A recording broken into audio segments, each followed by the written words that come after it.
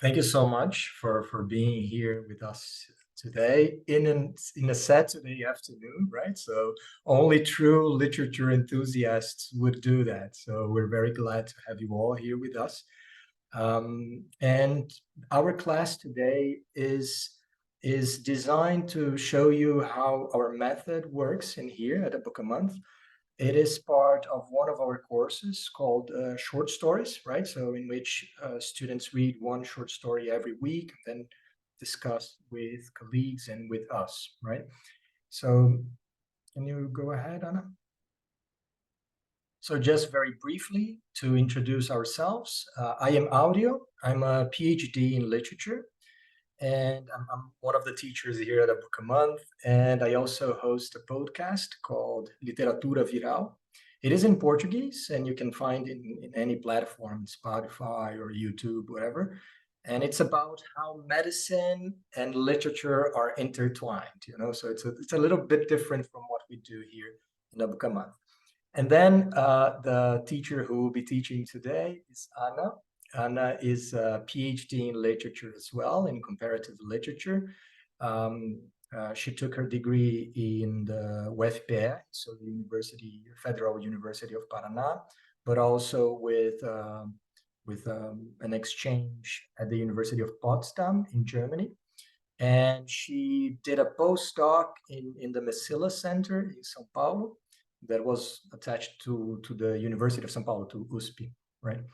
And she's the teacher and founder of A Book a Month. And so in case you don't know what A Book a Month is, Anna, can you go ahead? It is a combination of two basic ideas. Once again, please. It is a method to practice and improve language. So we try to create an immersion, a language immersion, because our students, they read in English, they come to class and teach in English, and then they discuss with colleagues in English. So the idea is to practice fluency and conversation, but we do that while, go ahead, Anna, please, while we are learning about literature, right? So both pillars are equally important. We're teaching literature in English, and we take a special approach to literature that is very broad. We don't teach only English literature or only American literature. We do that as well, but we try to go beyond that. So we read authors from India, from Nigeria, and from many other places around the world. Next semester, we'll be reading authors from New Zealand and Australia, because English is very broad. Many countries use English, and so there's a lot of great literature produced in this language. I think that's all. I handle you to the expert hands of Anna. Thank you, Audio. Hey, everyone. Possibly I talked to everybody here, right? While we were, I was sending the link, right? This is me, always behind the communication tools of A Book a Month. It's me. So you can say hi sometimes. So it's a great pleasure to be able to be here with you, talking about such a great author, Alice Walker. And I'm sure if you are here, probably you have already read some of her works, right? Some of her novels or short stories. But also, that she is a very important writer for American literature and for world literature, right? She is still living, right? She was born in 1944, and to what it's worth, I think she's still writing and publishing, right? And she has written different kinds of genre throughout her career. She's mainly a novelist, but also she is a story writer, she's a poet, she's a social activist, and also she works with visual art, right? She is a visual artist as well. She paints, she sculpts. It's very difficult for us to find actually some of her works, like visual paintings, online, but the little that I could find, I liked. So I think it's a good thing to know about her. And she also, I don't know if you know about this, she is a Pulitzer Prize winner, but for the publication of her most famous work, The Color Purple, she was the first African American woman to win the Pulitzer Prize for fiction, right, in 1982, for the publication of her most famous work, which is The Color Purple, which is a great novel. It's contemporary, right? It was launched in the 1980s, right? And it got really, really famous, mostly because a long time ago it was integrated in Oprah Winfrey's book club, right?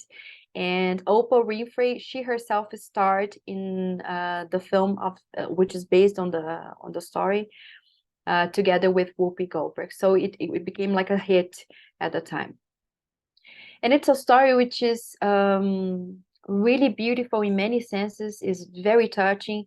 It talks about similar topics as you've seen in The Flowers, but of course it does have more depth to it since it's a novel. We do have great characters, and these characters, we have a whole story, coming of age story of these characters growing up and developing their lives.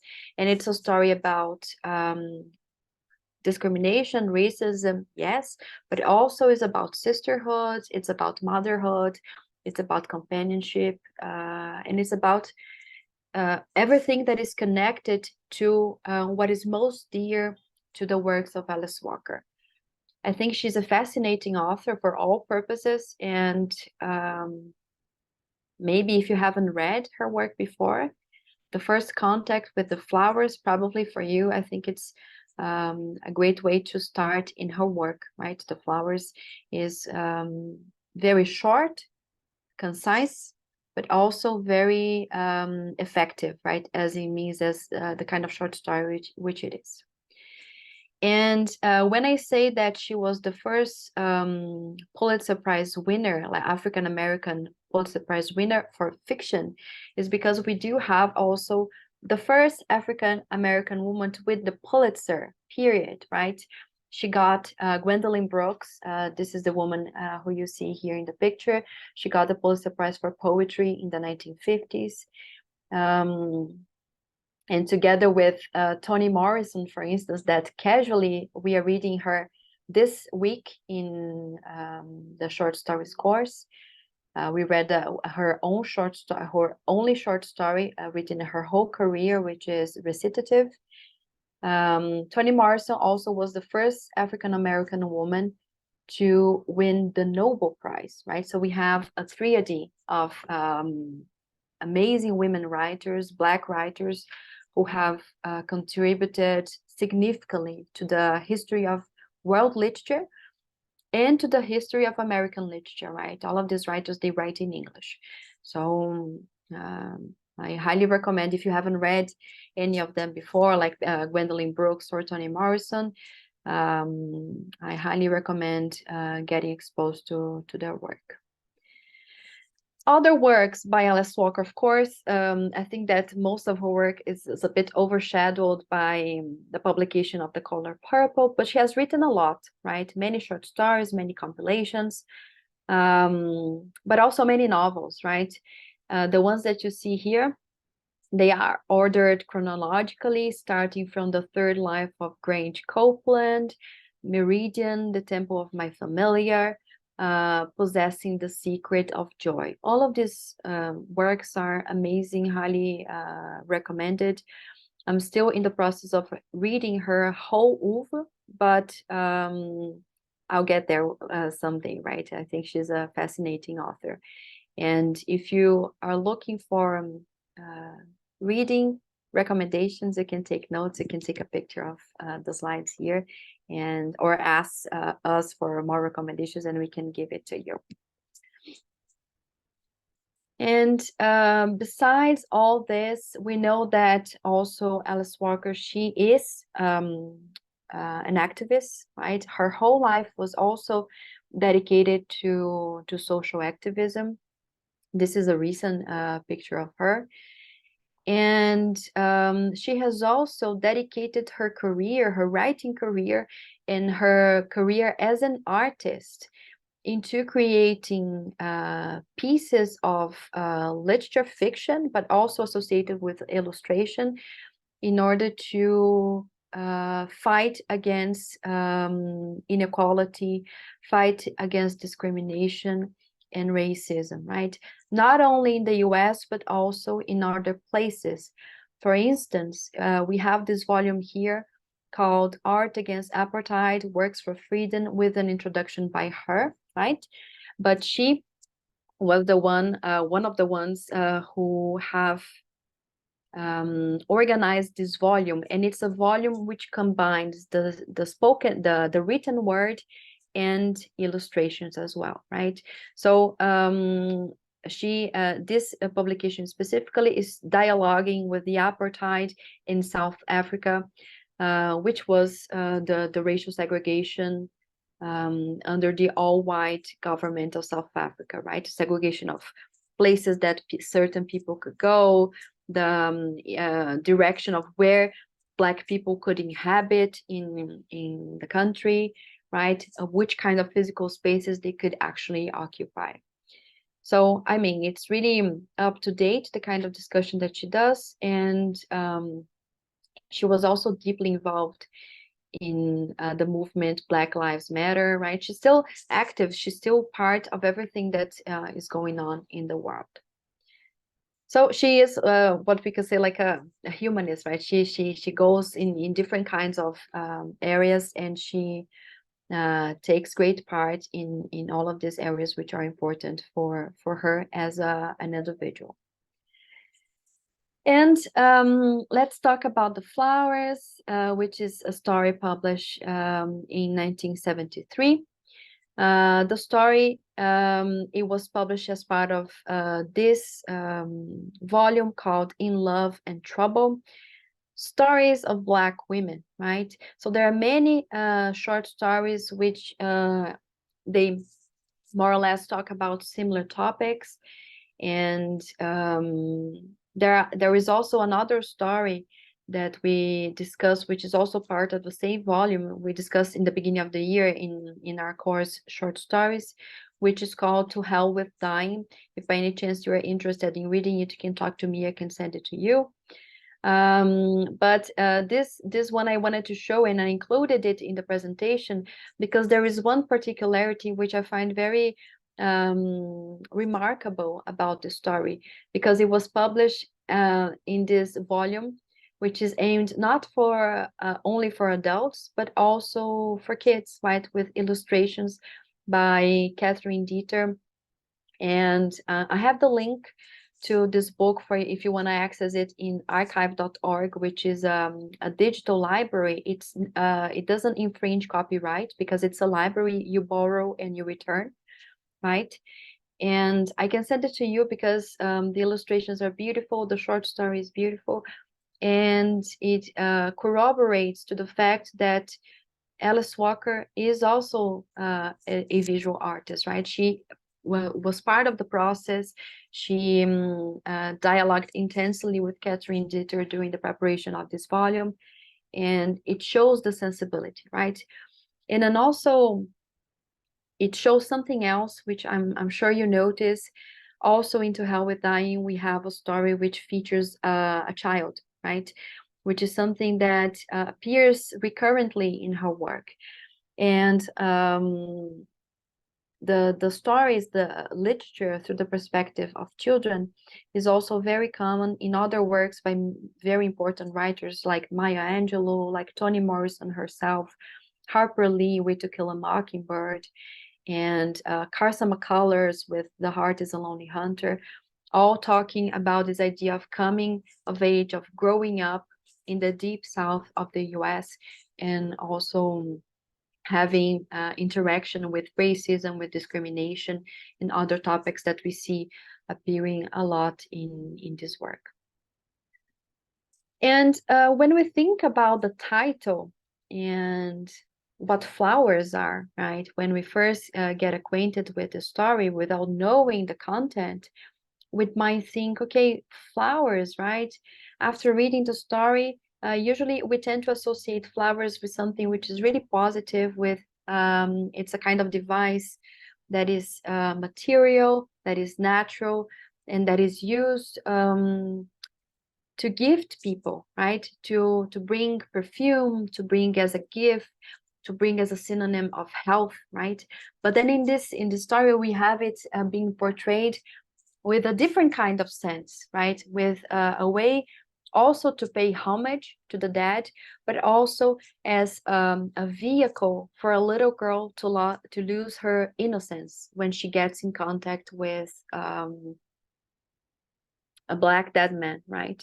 So it's very singular that she has really chosen this particular story this particular title, sorry, to illustrate the story and the way that everything is connected. So the themes that I think that are most evident in this short story are for sure like the representation of childhood, right? Which is something that appears frequently in her work, as I mentioned before, and gives us the sense of change, right? Growing up. And a coming of age story, as we call, for instance, in literary criticism, usually has the idea of like long moments, long periods of time that we accompany the character growing up. But it can also be something traumatic that has a perspective change, right? Something that changes the moment and is going to change the character forever in the future of her life that we don't necessarily have access to, right? And although childhood, it's something that usually we see as something beautiful, something immaculate, right? Also is accompanied in the story by very strong topic as discrimination, as violence, as trauma, right? And also the fact of the loss of innocence, right? I'm sure that you also notice all other types of themes present in the story. And if you did notice something that is not here on the slides, please comment on chat so I can read it later and we can interact about it by the end of the class, right? So something which is really important for us to analyze as philologists, as linguists, we always pay attention to the names, right? What is in a name? What is the name myop? The first time that we see it and the way that it sounds, myop seems like something, a kind of name that sounds mystical, right? Sounds mysterious in many ways. Yes, it sounds different. It's not a common name. But of course, it is also really true that the name myop also has an association with the root of the name, right? Myopia, which is a root that comes from Greek, right? Myops, and which is based on this radical myein, meaning to close, right? To close, and ops, eye. Yes. So in English, we refer to myopia. Another name for it is nearsightedness, right?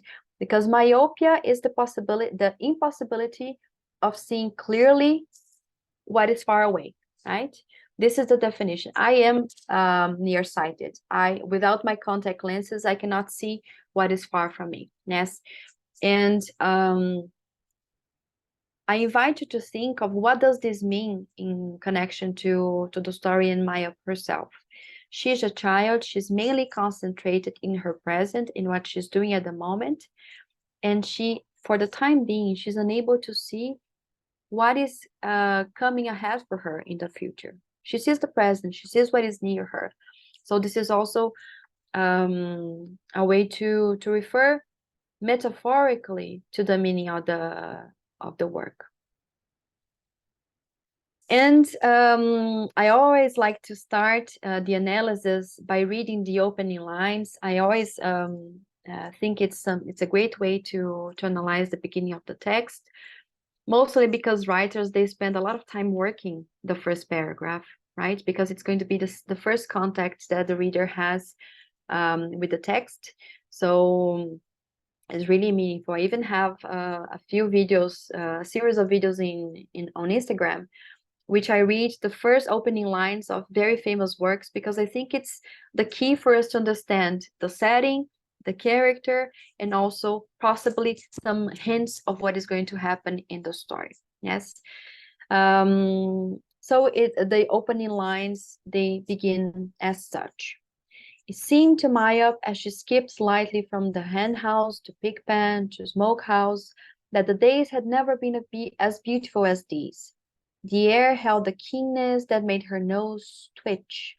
The harvesting of the corn and cotton, peanuts and squash, made each day a golden surprise that caused excited little tremors to run up her jaws, right? We always like to include a glossary here just for you to not feel doubts concerning the vocabulary, right? But we do have a few very important informations in the story, right? The first part of it is the setting of the place where the story is set, right? We know that Maya is skipping, something that kids do, going from one foot to the other as saltitando, right? From hen house, the place where the chicken are, to the place where the pigs are, to the smoke house where the food is smoked. And it is a beautiful day. This is the environment of the setting, right? But at the same time, we also know that it is time for harvest, right? Which usually happens during the summer or spring. Harvest of corn, cotton, peanuts, and squash, right? And this reality makes everything so interesting and exciting for her that she's often experiencing some like little tremors up to her jaws because she's excited about what is happening, right? This is really like the feeling of a little kid interacting with her reality. And we know that she's excited about what is happening to her. And as she goes, this is the first moment where we have the contact with Maya, and we know that she is starting to move through the place, and she's interacting with the environment, right? She carries a short knobby stick. It's not a stick which is very flat and without like bumps, as for example we have in a broomstick, cabo de vassoura, right? It's something which has texture, right? It's a piece of wood which has texture. Probably she took it from the garden, and she starts like hitting things and touching things with the stick, which is something that kids do all the time. But she doesn't touch the chicken because she likes the chicken, right? So she strikes out. She doesn't let the stick touch the chicken, because she is an animal lover for all purposes. And she goes near to the fence, and she starts like touching in the fence and doing a little song with the sound that she makes in the fence, right? So Maya carried a short knobby stick. She struck out at random at chickens she liked and worked out the beat of a song on the fence around the pig pen. She felt light and good in the warm sun. She was 10, and nothing existed for her but her song. The stick clutched in her dark brown hand, and the ta-ta-ta of accompaniment. So in this part, in the beginning, we do have more info on the character and what is she doing, right? The actions that she's conducting. But at the same time, in the second part of the paragraph, we have introduction of her age. We know that she's 10 years old, right? We know her skin color, which is deeply important for what we're going to analyze here, and her disposition on the day. She's like happy, she's in a good mood, she is singing. And pay attention to this, people. Nothing existed for her but her song. She lives in the present moment. So this already justifies the name, right? Maya. And also, we do have some socioeconomic information about her, right, which is present in this paragraph specifically. Turning her back on the rusty boards of her family's sharecropper cabin, she is giving her back to the house, to the cabin. Maya walked along the fence till it ran into the stream made by the spring, right? The stream is a little river, and the spring is like when from where the water is flowing, right? So she follows the fence until the spring, yes.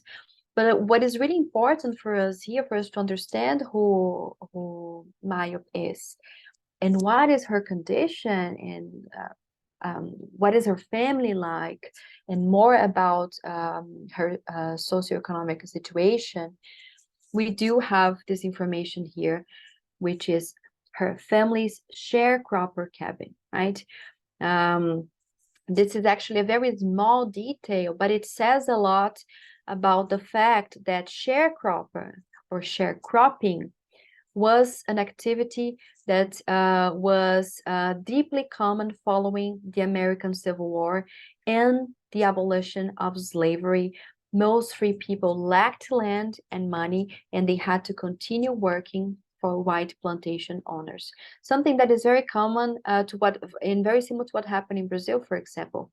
After abolition, people didn't have jobs, and some of them still had to be in the same place where they were before. Machado de Assis talks about this in this very important novel called Memorial de Aires, right? I don't know if you ever read the story before. Was the last one that Machado published before he passed away in 1908. And he discusses exactly the fact that the former enslaved people of the country farm belonging to one of the characters' family, they still are living in the same place, right?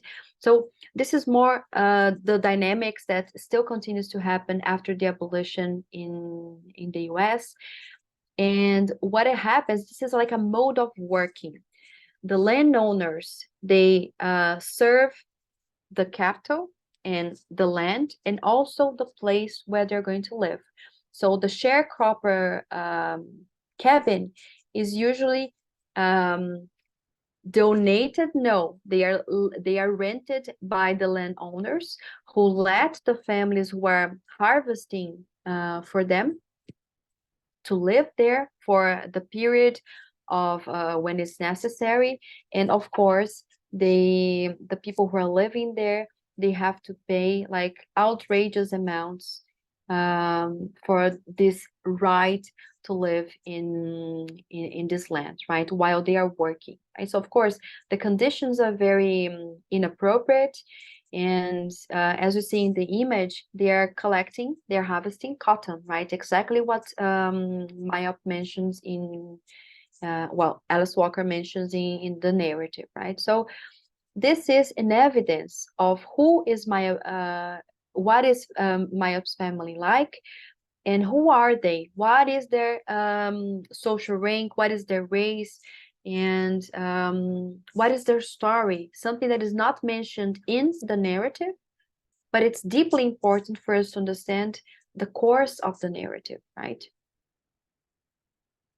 And after we know all this, we know also that Maya, she has some intentions for the day. Every kid, when they wake up in the morning, they make this I think that they make decisions, right? I remember when I was a kid, I used to make decisions of what I was going to do in my day. I was going to go this place and play some in this area and do this and this and this. And she probably had her intentions for the day, right? And her intentions were to explore the woods near the house, right? She goes away from the house, she explored the woods. And this is a place that she had explored many times, right? But this is the first time that she's going by herself, and it's very meaningful that it's her first independent outing, right? She had explored the woods behind the house many times, often in late autumn, right, when it's already like getting near to the winter. Her mother took her to gather nuts among the fallen leaves. Today she made her own path, bouncing this way and that way, vaguely keeping an eye for snakes. She found, in addition to various common but pretty ferns and leaves, an armful of strange blue flowers with velvety ridges, and a sweet suds bush full of the brown fragrant buds, right? This passage is really important for mostly for us to understand what is going inside her head, right?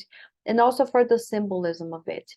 At first, I think that Maya, she gets distracted, right? She pays attention to the environment for the snakes, but she gets distracted mostly because of the fact that blue flowers are very rare, right? The color blue in nature, it's very rare for you to find. And when you do, is a reflection of light, which is works specifically this way. But this is one of the reasons why humans are fascinated by the color blue, right? And this is just an illustration. It could be this species days, but it could also be a primula, it could be a violet, it could be something else, right? She doesn't really know what it is. She has never seen these flowers before because she says strange blue flowers with velvety ridges, right? They are good to the touch, but she doesn't know the name. However, she mentions, or the story mentions, the name of the sweet suds. The critics mention that this connection, this part of the story, in which the pretty ferns and the sweet suds bush appear, it also symbolizes like a life full of innocence and the beauty of life, but at the same time, it can represent the family tree of African Americans because of the color brown of the plants, right?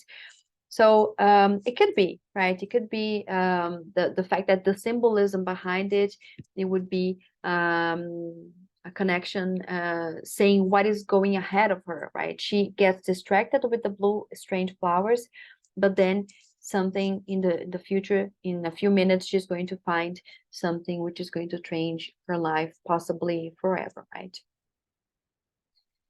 And also something that calls my attention in this excerpt is the fact that she vaguely keeps an eye out for snakes, right?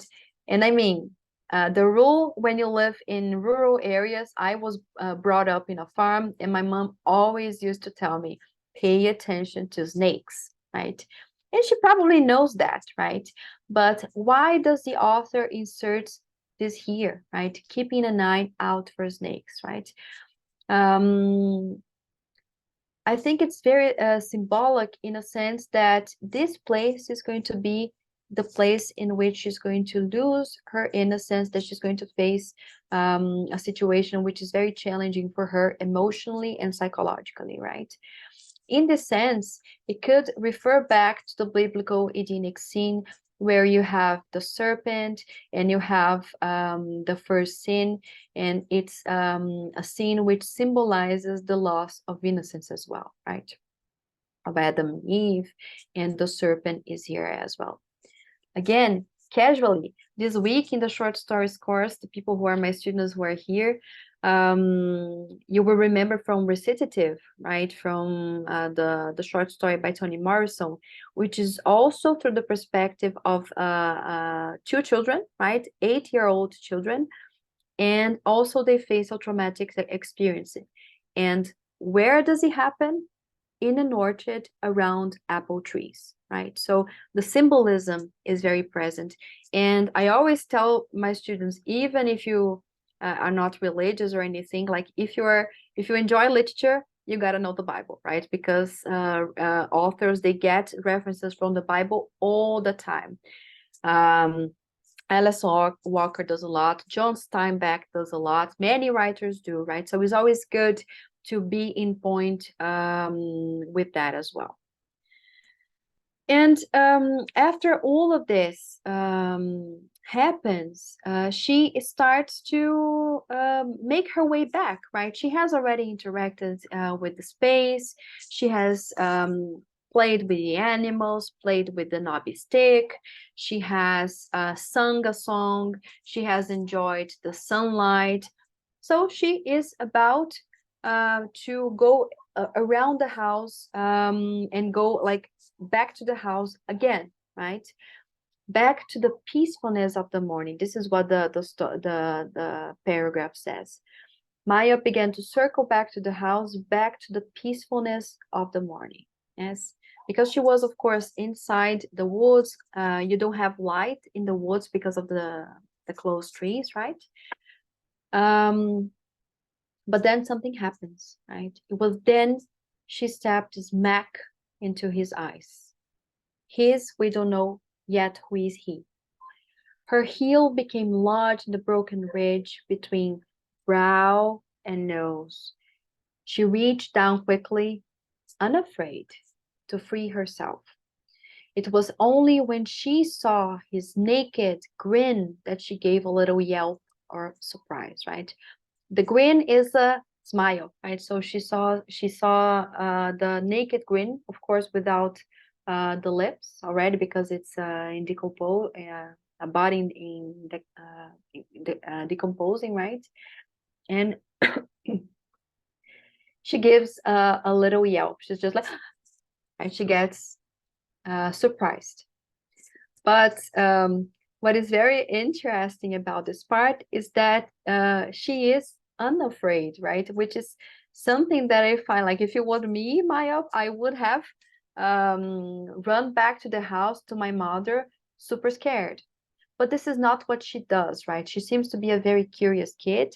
She gets like a bit like scared at first, right? She gives a little yelp of not scared, but surprise. But her measures after that is not really to run away. She stays and she investigates what is happening. Yes. And what is going to follow this first encounter is that we're going to see the moment in which she's going to investigate the scene which she encountered, right? Please pay attention to the first paragraph that we have there, right? He had been a tall man, right? The verb tense that Alice Walker uses to introduce this paragraph is the past perfect, which characterizes had been, right? Which means by the time he was alive, not the present moment, right? The past life before what happened in the past, which was his death, right? So when he was alive, he had been a tall man, right? So this is the importance of language, what language can actually tells us, right? And it's something that in a book a month, and this semester we have started to create a grammar class to give support to the students who are also our students in the reading courses, mainly to give like this kind of background. And this is the moment in which I take parts of what we read in class and I analyze like this, like giving purpose to the grammar and to the grammar use and what does it mean specifically in this context, right? From feet to neck, covered a long space. So she's measuring from the feet to the neck. She notices it's a tall man, right? It's a long space. His head lay beside him, so he was beheaded, right? Which is then it starts to be a little bit more explicit what has happened to him. When she pushed back the leaves and layers of earth and debris, Mayop saw that he had had large white teeth, all of them cracked or broken, long fingers and very big bones, and his clothes had rotted away except some threads of blue denim from his overalls, right? Very much important information in this paragraph. In the beginning, of course, we pay attention to the description that, of course, as the body is already decomposed, we see the bones, right? So she pays attention to the teeth, and she notices that the teeth are cracked or broken, which possibly might be a sign. We are reading it, right? But it possibly might be a sign of violence, right? That he has he was not only hanged and beheaded, but he also suffered beating before this act of violence. And something else also that calls my attention is the fact that she the moment when she realizes it was like the skeleton of a dead man, she doesn't only look, right? She starts digging it. She pushed back the leaves and layers of earth and debris. Debris is like the amount of dirt with the earth, and also the mixture of wet leaves, for instance, right?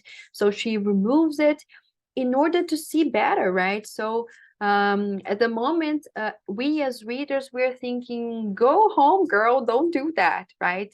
Go home, save yourself, like in a sense that save your psychological self. But she is curious. She wants to investigate. She wants to know what has happened. And she is a little girl, but she's not super young, right? She's 10 years old. So she has already maturity into understanding what is happening in the first place, right? And another thing that calls my attention, and that is really important for the understanding of the story, for us to get the full picture, is this last sentence here. The buckles of the overall had turned green, right? Okay, but then you will say, okay, but why is it important, Anna, right? Besides the fact that time has worked its magic, and that the buckles, the hardware part, like the metal part of the overalls, macacão, right, is turning green because it has been exposed to the weather, right? There is much more than that. Yes. In this article, which is called The Uncredited History of Denim and Black Activism, Zoe Washington, this was published in 2020, right? You can look it up for the title. Zoe Washington talks about the evolution of denim in history, right? And why is this relevant in the first place? For one very important information. Besides, of course, denim, jeans in the present time is what everybody wears all the time, right? I'm sure that if you analyze what you're wearing nowadays, probably right now you're wearing jeans, or you wore jeans this week or something like that, because it has become really common. But it was also a material of the clothing that enslaved people, enslaved workers used to wear historically, right? So it says here, like, slave owners bought denim for enslaved workers, partly because the material was sturdy, was resistant, right? But also there was something very important, because it helped contrast them, the enslaved workers, against the linen suits and the lace parasols of plantation families, right? You know that they wear like this suits of linen, how do you say this in Portuguese? Linho, right? And lace is renda, right? The parasols are to protect the women from the sun. So imagine the landscape, the scene where you have the super rich families of the plantation families dressed this way, and then you have the contrast with the enslaved workers wearing denim as part of their suit to work. And she finalizes this bit, which you will find really important. With this in mind, denim, namely overalls, blue jeans, and trucker jackets, became a not so subtle sartorial. Sartorial means like in connection to clothing, right? About what clothing has to say. a sartorial reference to slavery during the 1960s, right? So, so much so that Black activists started to wear denim overalls in public demonstrations, right? So overalls are exactly like this. So imagine this kind of suit in what Maya finds. So it's deeply meaningful what he's wearing. It's not on purpose. This is always what I say, Audrey, and I say to students, right? If it's in the text, probably it's important, right? Take a look, observe, because it's going to be important. So what does exactly this information add to the story? We now know who this man was, right? He was a worker. He probably was a worker who used, I don't know, maybe work in the same area as her parents, right? And work with the same kind of connection that she has, like in the sharecropping, wearing overalls. But at the same time, what does this mean to her, right? It means that he was a person that has the same skin color, that used to have the same skin color as she does.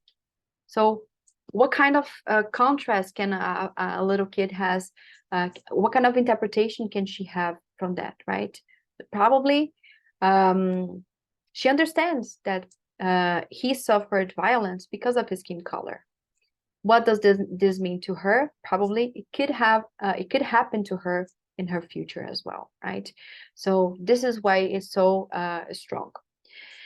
At the same time, of course, it doesn't look this way, but what we are facing here is a description of a cemetery, right? Somebody was just like laid there.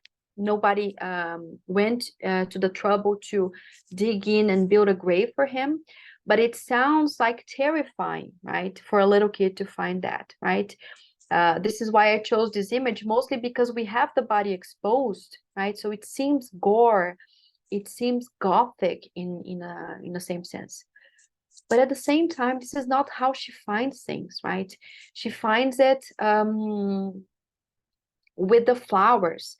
The flowers is the main reason why she gets to find this person in the first place, right? She's collecting flowers. She's trying to create a bouquet, maybe to give her mother, right? Maybe to give as a gift to her mother, but she's there, she's interacting with the space, and then suddenly she gets in touch with this scene that she wasn't foreseeing, right? She wasn't expecting.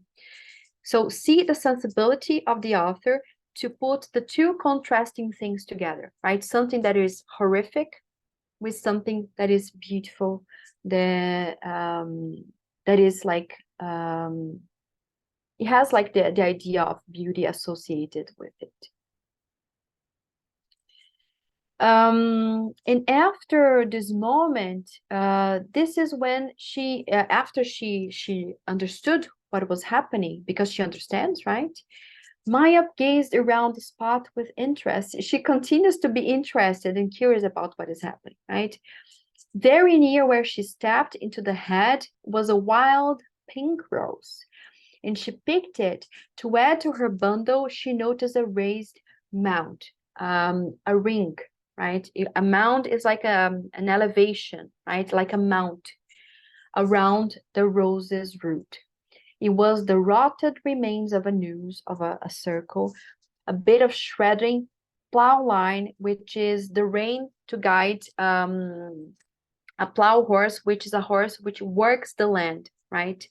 Animal force is something that it wasn't still is like very common in agriculture, right? Now blended benignly into the soil. Around an overhanging limb of a great spreading oak clung another piece, frayed, rotted, bleached, and frazzled, barely there, but spinning restlessly in the breeze. Maya laid down the flowers, right? So usually what we think that is happening here, this is the moment in which she will understand the rest of the situation, right? She got first that it was violent, that the man was probably a Black man, And also now she understands that not only was his head separated from the body, but he was hanged, because she sees the connection, the connecting thread going on top of the oak tree, right? So she sees the whole picture. Yes. At the moment, how this excerpt finishes, Mayop lays down the flowers, right? When she lays down the flowers, what does it mean, right? What do we do? What do we take? What do we bring when we go to the cemetery, people? We bring flowers usually, right? This is our tradition. Yes, we bring flowers. They could be like real flowers, or they could be like this one my mom puts in my room, which is dried flowers, right? But this is how we pay homage to the dead, right? In our culture, and also in the US as well, right? So laying down the flowers means I'm going to pay my respects for this man which I found, right? So it's deeply meaningful. Yes. And the sign of respect that she does, it comes unannounced, right? It comes in just like one little sentence. Maya laid down her flowers, right? It seems that she is just disheartened, but I think it's a homage, right? She is paying her respects to the whole idea which she has found there, and the fact, acknowledging the fact that it was a cruel act which was created there. Yes. The last sentence after this paragraph, which is the last one, is, and the summer was over, right? So what does this last sentence mean? What does it mean specifically, right? The summer is over is evidently like a metaphor to the fact that from that moment on, nothing is going to be the same. Yes. We usually associate seasons as the passage of the coming years. Every spring, every primavera, right, is a new year. And the summer being over also means that all that happiness that she showed in the beginning is now coming to possibly another chapter of her life, right? This is the text showing to us that this situation was deeply traumatic to her. We don't have access to this point in the narrative yet, right? Because we only have access to the present of the narrative. But I would like you to point your attention to the fact that the whole story, it involves topics very complex and problematic, as discrimination, as racism, as violence against Black people, as slavery, as many other things, right? But at the same time, we do have an association of it in an environment which at some points, of course, it seems beautiful because it's the woods, but at the same time, it refers back to an idea of something which is gore, which is associated with death, which is associated with fear, which is associated with being afraid, being scared of something, right? But I mean, it also, like, there is something to do with kind of a Gothic environment, right? But it's not like the Gothic in which we see, for instance, in Mary Shelley's Frankenstein, in Jane Austen's Northanger Abbey, or the Castle of Otranto, or the Mystery of Udolpho, or Wuthering Heights. Haunted houses, spirits, ghosts, haunted abbeys, or something like this. It's not this, right? What is fearful in this scenario is reality. What can be more fearful for a young Black little girl finding the body of a dead man who was Black? What can be more fearful than that, right? Than knowing that because of who you are, the color of your skin, you can be the victim of aggression, of violence, and of fatality, right? This is what is fearful, right? And I'm saying all this not only to complete the understanding of the story, but also to introduce to you the genre in which the story to which the story belongs to, which is something that in American tradition, literary tradition, we call Southern Gothic, right? Don't know if you ever heard of this term before. It's something that Audio and I, we are very interested about, right? We deal a lot with Southern Gothic. We participate in conferences of the American Gothic Association, presenting works about some of the things that we do also in a book a month, right? And Southern Gothic is a subgenre of Gothic fiction, right? And it's not only present in literature, but also can be present in music, in film, in television. And these are kinds of media which are heavily influenced by Gothic elements and the American South, the Deep South, right?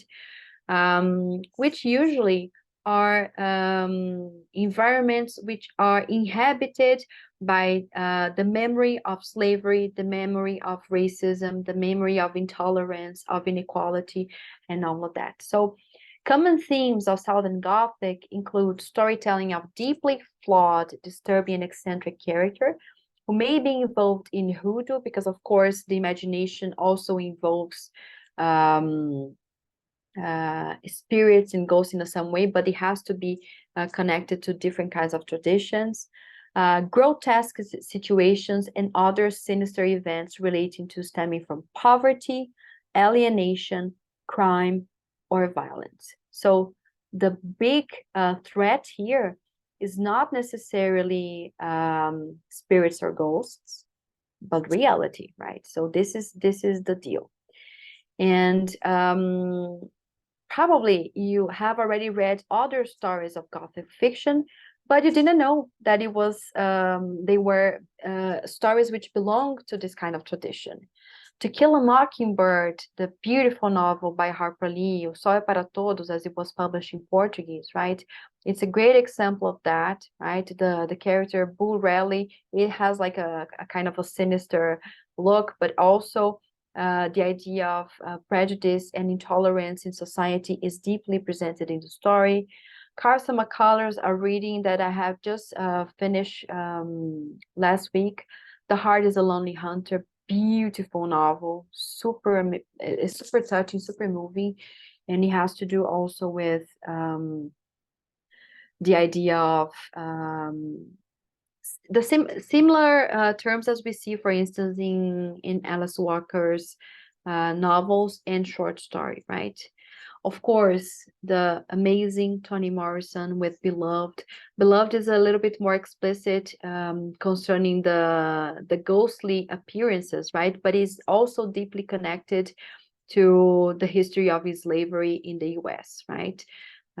Great authors that I highly recommend you to read. And also our personal favorite, Flannery O'Connor, that Audio has read recently, right? Wise Blood.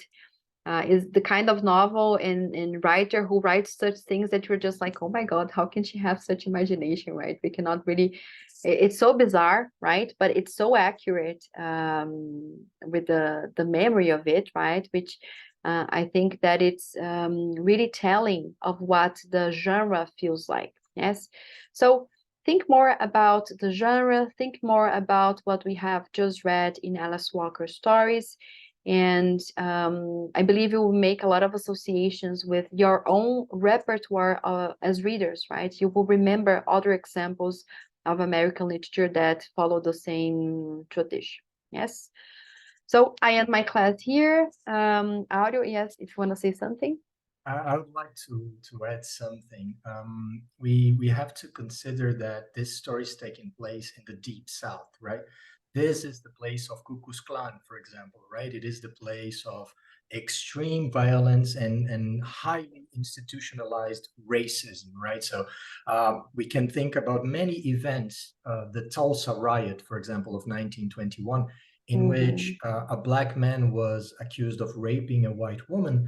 And in response, the Ku Klux Klan has executed 200 people. You know, so So some events that are very bloody and extremely violent. And so what happens in literature is that literature responds to this uh, culture and to this social organization of the South of the USA using the Gothic, using the horror narratives. But when you read the traditional Gothic, Dracula, things like that is all about monsters, Frankenstein. Usually they live in castles or in very old ruins. It's all connected with the Middle Ages. What is happening here is that they are talking about a very brutal system. And so what do you need? You need horror. But then you bring horror to reality, as Anna was saying, and then you start to talk about the ghosts of slavery, and you see that in many writers, especially women. Actually, this is also something very interesting. Women were particularly interested in the Gothic. You can think of Jane Austen. You can think of the Bronte sisters. There are so many of them. And Radcliffe, but also in the U.S., the similar thing happened. Maybe Beloved is a very good example of this, because this is the best known story by Toni Morrison.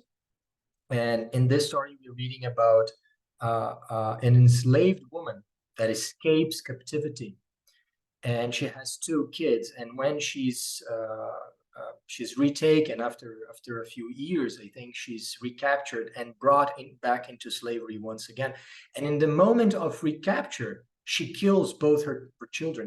And this is not an act of cruelty, but in the mind of the character is the opposite, is an act of mercy. Like, at least they won't be slaves like she is. And then the story is a ghost story, because Beloved is the name of her daughter. She comes back as a ghost. So you're reading kind of a ghost story, but it's also very real, and very much in the same direction we're seeing this short story. It is very concise. The beginning and the end are extremely important, as usually short stories are, right? They're small, so they have to be compact with meaning, right? And we see clearly that in the beginning, she's like behaving like a child and having fun. You would expect something like, I don't know, The Secret Garden to show by, or the Wonderful Wizard of Oz, or something like that, Yeah, like a nice children's narrative. And what you get instead is the entire brutality of a yeah, very violent and segregating system, right? yeah, And by the end, I agree 100% with Anna. This last sentence, "and summer was over," is about the loss of innocence, and it's about her childhood has ended precisely there, mhm. right? Yes, Anna. Let me just mention something, because in the original class, like when I taught this class in the short stories course, there was one extra slide talking about the Secret Garden, because it was one of the novels that we read in the intermediate course in the beginning of this year, right? And there's the stories are very similar, but the outcome is deeply different, right? Because in the Secret Garden, what happens is the opposite of what happens to Mayop. Mary Lennox gets fulfillment and a family and love, whereas Mayop gets trauma, self-consciousness, and awareness in a very young age, right? Yeah. But So this is yes, precisely the point, right? Alice Walker gets us into thinking that we're mhm, gonna get Secret Garden, and then she slaps us in the face.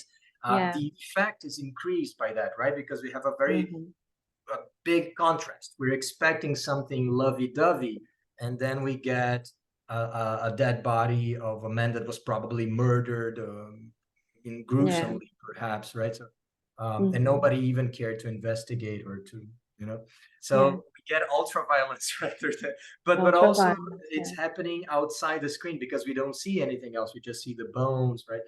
So yeah. This is the type of class that we would be teaching in a book a month. This was, in fact, as Anna just said, one of the classes we taught last semester. Many of these authors have already been taught at some point. We already discussed To Kill a Mockingbird years ago. We taught Toni Morrison last month and Flannery O'Connor last semester. So we're always coming back to these themes and giving our students different perspectives on the subject. Can you go on with the slides, Anna, please? Just to finish, for you to meet our school and our courses, we offer three courses. Okay, one is called the short stories. This class was taken from one of such courses, in which we try to show students, present students a banquet. You get many different types of food, and then you go tasting around a little bit to see what you like and what you don't. So it's a tasting experience. We usually read 2 short stories by each author, sometimes a little bit more. And we try to get the widest range possible, right? So you can see some classics. Go ahead, Anna. For example, these ones this semester, Salinger, Toni Morrison, or Fitzgerald, right? The author of The Great Gatsby. But also, we always include contemporary writers like Margaret Atwood that we discussed last month, and we will read eventually Chimamanda Ngozi Adichie, right? One of the great contemporary writers. She's still very young. She's from Nigeria and writes in English, in spite of her native language being Igbo. And Octavia Butler, for example, as well, one of the great dames of American science fiction. And also, beyond the mixing the classic and contemporary, we also try to get a glimpse of global literature. So reading stories, sometimes in translation, up to 15, 20% of great classics of literature. So we started with Anton Chekhov this semester, who's one of the great masters of the short story. We will read Lu Xun shortly, who is considered one of the greatest Chinese writers of all times, and Franz Kafka, who doesn't have to be introduced at all. This course happens every week. The idea is, if you don't have a lot of time to read a full book, you can join short stories and then discuss one story every week. The stories are up to 10 pages long. Usually we try not to get much more than that. Usually, sometimes they're like just 2 pages long, like this one. Yes, Anna. And then we have another type of course that is called novels, in which, oops, something happened. Sorry, my Canva crashed for some reason. Don't worry. So our second type of course is called novels, in which we read really a book a month, right? So the idea is it's designed for people that can read a little bit more. And then we have it 2 levels. We have the advanced level, in which you'll be reading about 50 pages a week. The classes only happen twice a month. So you read the first half of the book, then you come to class, and then we discuss, and then you read the second half of the book, and then there is the second class. And so it's bi-weekly, right? And we'll be starting to discuss Kazuo Ishiguro, The Clara and the Sun. This is a very contemporary novel published in 2021. Ishiguro has won the Nobel Prize. He was born in Japan, but he grew up in England, and he writes in English. And this is a beautiful story about artificial intelligence that tries to understand human beings. It's very nice. Then we will read Virginia Woolf, a biography of a dog, a very funny and ironic narrative. And finally, we'll end up the semester with Narayan, one of the greatest writers of India. His native language is Hindi, but he writes directly in English. Okay, he wrote in the 1960s and 70s after India gained independence. And every Indian you talk with knows the guy, but he's very poorly known outside of India. So one of the things we're trying is to rescue him. Go ahead, Anna, please. And then we apply the same principle here of mixing classics, contemporary, and also global literature. But we also choose a theme. We organize our readings not by country, not chronologically, but by themes. And in this semester, we're talking about unexpected heroes. So every book is about, it's somehow told from a peculiar point of view. So, as I said, a robot and then a dog. And the last narrative is a very funny one. It's about a tourist guide that is mistaken for a guru, for a spiritual guide, and he pretends that he truly is a guru. So it's very funny. And little by little, he starts really to become a kind of a saint. So it is very interesting. Go on, Anna, please. And then we have the go ahead. We have the intermediate course, in which we proceed exactly the same way. Classes happen twice a month. The difference is that the books are a little bit smaller. They're shorter, about 100 or 150 pages. So you have less reading a week, like 30 pages a week, more or less. The narratives, however, are not abridged. They are like the full, complete work. They're not adapted in any way. And they are great works of literature at the same artistic level. It's just that the language is a little bit easier. So we'll be reading Mark Haddon, a contemporary writer who won a lot of prizes in England recently. He's still alive. This novel is about a boy with an autistic boy that investigates the death of a dog, a murder. It's very cool, very like it warms your heart, you know. It's very touching. Then we will read one of the great classics of post-colonial literature, Things Fall Apart by Chinua Achebe. He's Nigerian, and he writes English, once again, in spite of his native language being Igbo, like Chimamanda Adichie, the author I talked about before. And finally, we'll discuss The Awakening by Kate Chopin, who is dealing with a woman that realizes how claustrophobic her marriage is. And it's a work of proto-feminism. This work was published in 1896 or 98, if I'm not mistaken, so 130 years ago. And it's a beautiful novel, very, very nice. And it's very similar in genre with what we just saw in Southern Gothic, right? Because Kate Chopin, she used to write, there is one volume by her called Bayou Folk, which is the vegetation of the area where you used to find a lot of enslaved people working, right? So she also writes about similar topics. Yeah. And in this case, the common theme of all these readings is like self-discovery and learning about oneself, right? And then go ahead, Anna, please. And just to finish, continue, please. So these is our schedule. Okay, on Tuesdays we have the short stories course, and also on Wednesdays afternoons. All our students have free access to the course. So if you for example, if you decide to do the short stories course, you could come either on Tuesday or on Wednesday if you cannot come to the class or anything like that. The same thing applies to the novels advanced. There are classes on Thursdays and also on Saturdays, alternated Thursdays and alternated Saturdays, right? And so if you cannot come on a Thursday, you could come on a Saturday. If you cannot come on any, all our classes are recorded. We then send the videos to our students. So if you cannot come to class or you want to watch it again for some reason, you're welcome to do so. And finally, we're also teaching English for the first time this semester in tandem.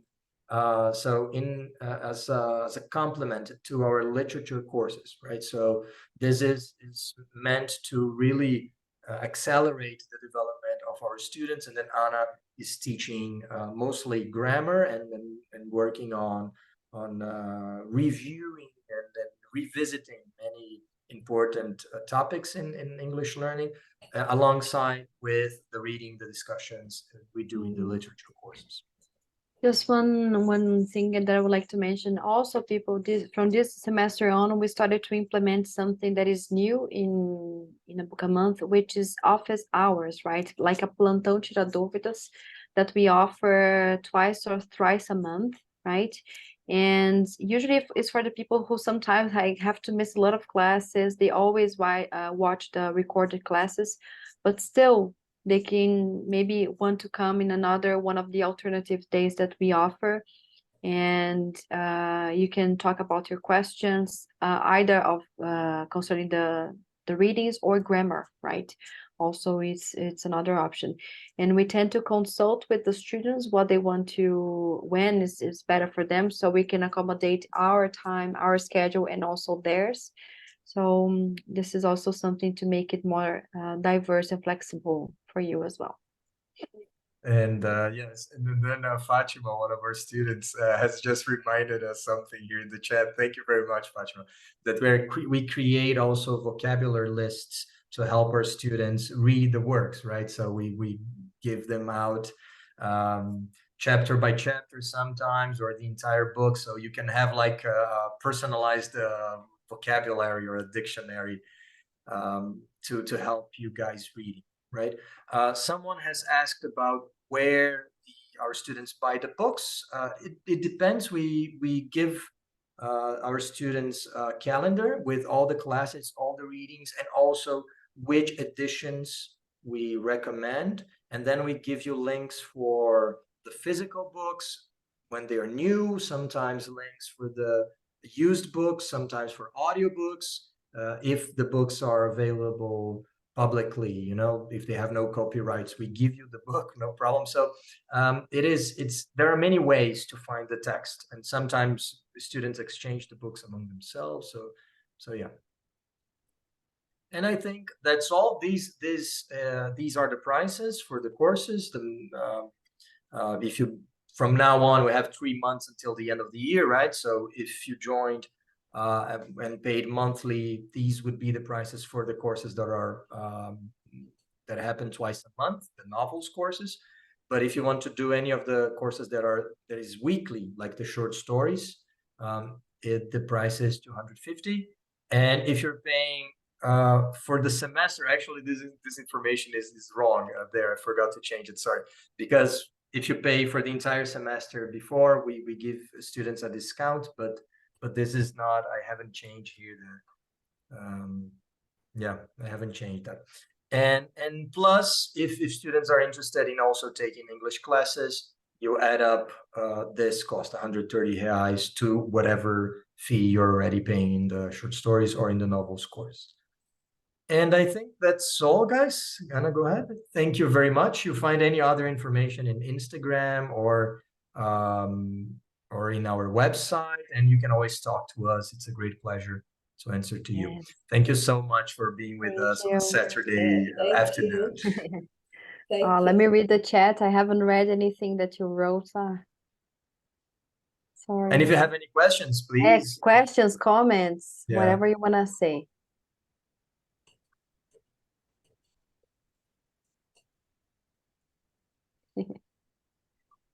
I wanted what? Add the link? Some of you said I wanted what? Okay, the link. I will send it. Okay. Sorry, I'm behind. You're in the beginning. Yeah. Okay, but that's people, great, do you have then, any guys. questions? Anything that you would like to say? Any comments? Yeah, can you hear me? Yes. I didn't quite understand the first prices you 3 times per month. No, 100. I understood your question, João. Thank you. There are 3 months until the end of the year, right? So it would be 3 rates, like one for October, one for November, and one for December, right? So it would cost 150 every month or 250 every month. Is it described in your web page? Yes, it is. But also you can talk to us, João. We do have a WhatsApp. We can talk even like by phone if you want to call us or something like that. If you have any questions, just feel free to do so, right? Great, thank you. All right. People, thank you very much. I'm sorry I couldn't read the comments because it's too much for me to be concentrated. But thank you very much. Thank you so much, guys. So have a great weekend and see you next time. Bye-bye. Thank you. Thank you. Bye bye. Bye. Great to see you. Thank you very much for coming.